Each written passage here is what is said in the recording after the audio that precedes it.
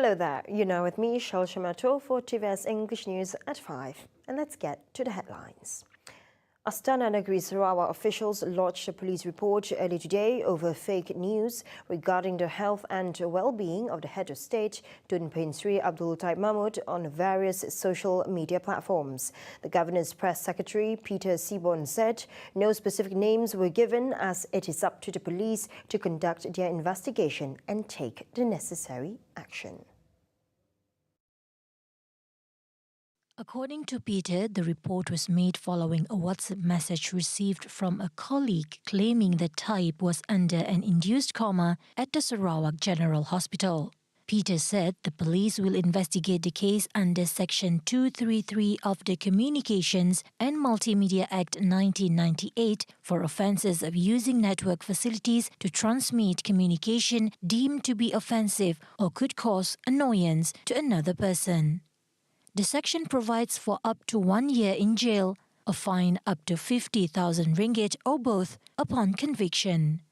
Accompanying Peter to the police station was State Protocol Officer to the Governor, Hamka Muhammad, Chief Security Officer of the Astana, Zaim Kamaruzaman, and Administrative Officer of the Astana, Ratmawati Sabil. A statement issued by the Astana Negeri Sarawak yesterday said Taib is well and in good stead. Malaysian textile empire JAKEL Holdings in Berhad is set to unveil 2 of its branches to Sarawak by 2024. Its Group Managing Director, Dato' Sri Mohammed Faris Mohammed JAKEL, revealed the 2 locations set were in Kuching and Miri. He added that the total investment capital needed to set up the 2 branches was estimated from 50 million ringgit to 100 million ringgit. Mempunyai lebih kurang 23 cawangan di seluruh negara yang belum ada di Sarawak dan juga di Penang. Sabah kita ada. Dan kita juga akan membuka Ariani, gedung Ariani yang popular dengan scarf dengan selendang serta ready to wear. Dan juga kita akan membuka JAKEL Carpet. JAKEL Carpet kita ada lebih kurang 30 cawangan satu Malaysia. So pelaburan yang kita akan laksanakan juga lebih kurang 50 hingga 100 juta ringgit untuk 2 cawangan. He said this when met during a courtesy call to the Premier of Sarawak, Dato' Patinggi Tan Sri Abang Johari Tun Openg, at the Baitul Makmur building on Friday. Commenting further, he is confident with the development of Sarawak's economy to spur the sales of JAKEL, at the same time expanding the network of his business to neighbouring countries such as Brunei Darussalam. Saya telah melawat beberapa tapak semalam dan kami dapati ada beberapa pilihan. Tapi kita ingin mencari tapak yang lebih besar, iaitu dengan pembelian tanah ataupun bekerjasama dengan Kerajaan Negeri Sarawak dalam membina sebuah gedung bersepadu. 5 kita cadang ambil 5 hingga 700 pekerja baru lah untuk dua tempat di Sarawak. Yes. Dan pembukaan di Sarawak ini kita akan partner dengan local partner. Kita akan memberi peluang kepada partner di Sarawak untuk memiliki saham di Negeri Sarawak dengan konsep franchise. Currently, JAKEL Holdings in Berhad has 6,000 employees nationwide.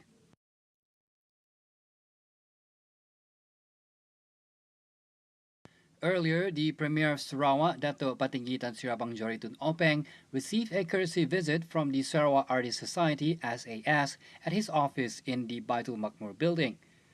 The visit was intended to deliver a souvenir as a token of appreciation to the Sarawak government for funding the organization of the Art Camp in December 2022. The camp was held at Ana Rais and attended by 26 local and international artists. The presentation of the painting souvenir was carried out in the presence of Minister of Tourism, Creative Industry and Performing Arts, Dato' Sri Abdul Karim Rahman Hamzah, and his Deputy Minister, Dato' Sebastian Ting Chiu Yu. Also present were the Vice President of SAS, Sebastian Jong, and Gerald Goh, with artist Aloysius Ho and members of the SAS committee. And the day draws nearer for the first night of the Rainforest World Music Festival RWMF 2023 performances. Now, journalist Yusuf Shukri is currently at the venue. Let's go over to him for the latest update. Thank you, Cheryl. Pretty as always. Now, as you can see right now, I am right in front of the main stage for the Rainforest World Music Festival. Some sound checks for the final preparations before tonight's lineup of performance. And one of the performers for tonight is the Asiana Percussions Unit, or shortly known as APU. I had an interview session with them earlier this morning, and they said their performance tonight will be transporting audience from India to Africa to Mexico, back to Malaysia, because of the instruments that they are playing, including the tawil, which is a Indian drum from the southern part of India, and then also erhu, a Chinese string instrument. And let's check out some of the, or rather a teaser for their performance tonight. Let's take a look.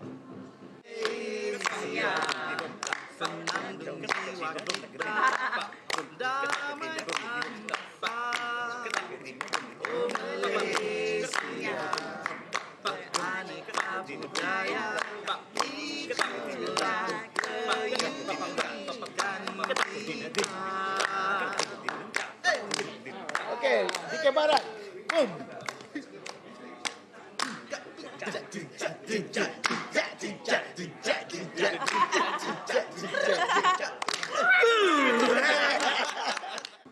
All right, APU will be performing at 8:30 p.m. tonight. And aside from the performances happening tonight, some of the workshops that had happened today and will be continuing tomorrow includes the batik painting and panglah bead loom workshop by Craftangan Malaysia, Puakumbu weaving demonstration, Imagine a Sape demonstration by Anak Borneo, and also terrarium pot painting for kids and kokedama workshop for adults. Now, this workshop will be happening from 10:30 a.m.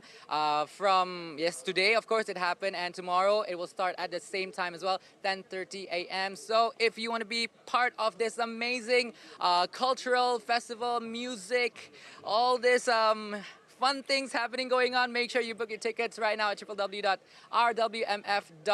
My name is Yusuf Shukri. Thank you so much for watching. Back to you, Cheryl.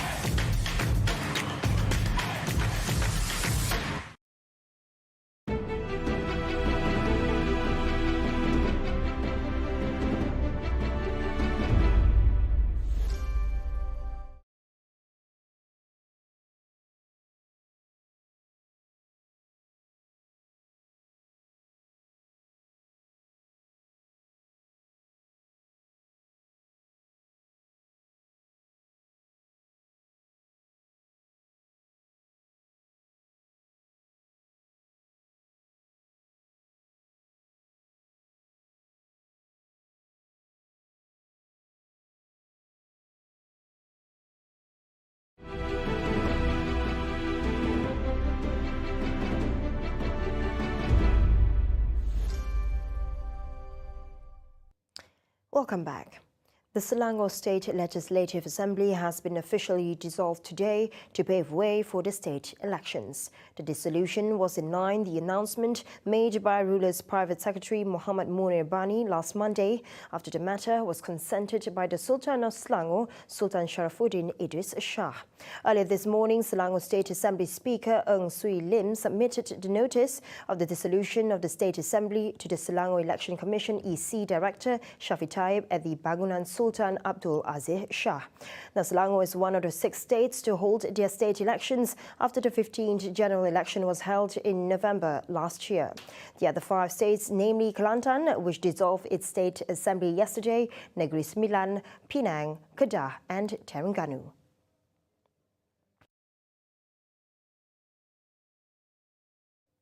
And now on to the next update. The decision on whether Malaysia will enter the endemic phase of COVID-19 will be made after the Ministry of Health (MOH) presents a report on new recommendations and standard operating procedures (SOP) to the Cabinet next week. Health Minister Dr. Zaliha Mustafa said the review of the new recommendations and SOP will take into account the World Health Organization's WHO guidelines, the global COVID-19 situation, and the number of infections in the country. According to Dr. Zaliha, Malaysia is currently in the transition to the endemic phase, which began on April 1, 2022. Last May, the MOH announced that the status of local areas of infection would remain unchanged for the time being, even though the World Health Organization has declared that COVID-19 is no longer a public health emergency of international concern. Dr. Zaliha was reported to have said that the move was necessary to meet the need for quarantine or isolation of COVID-19 cases in places other than hospitals and the need for employers to bear the cost of treatment and testing for COVID-19 for their employees. Prior to this, the MOH had extended the declaration of local areas of infection from January 1st to June 30th. On the health SOP for the upcoming elections in 6 states, Dr. Zaliha said it would depend on the announcement of the transition status.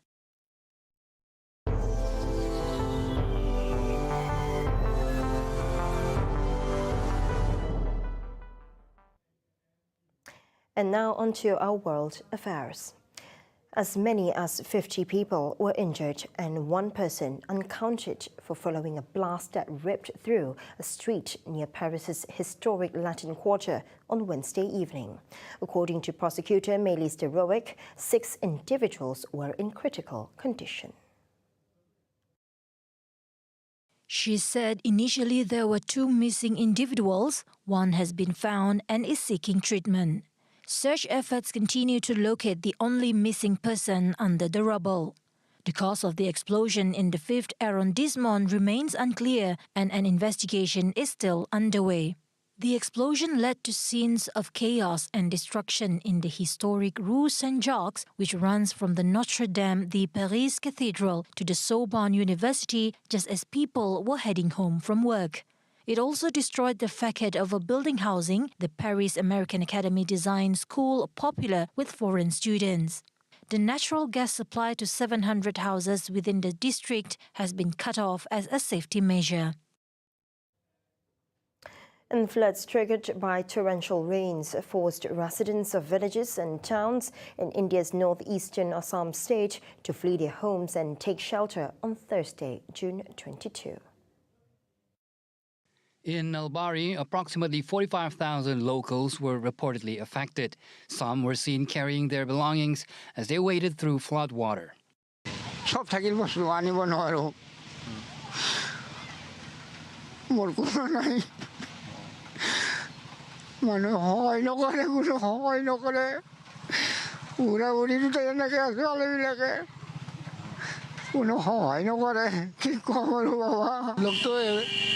आगे में से जितना है कम से कम 200-300 आदमी हो ही जाएगा family तो सभी लोग यहाँ पानी सभी के घर में हो गया सभी का घर में ज़्यादा से ज़्यादा हमारा घर में हुआ है इस तरफ थोड़ा ऊंचा है इसलिए थोड़ा कम है.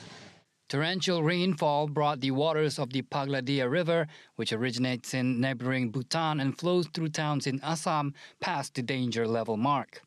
Heavy monsoons are a yearly occurrence in Assam, resulting in flooding and landslides, which force residents to evacuate their homes, often leaving behind their belongings.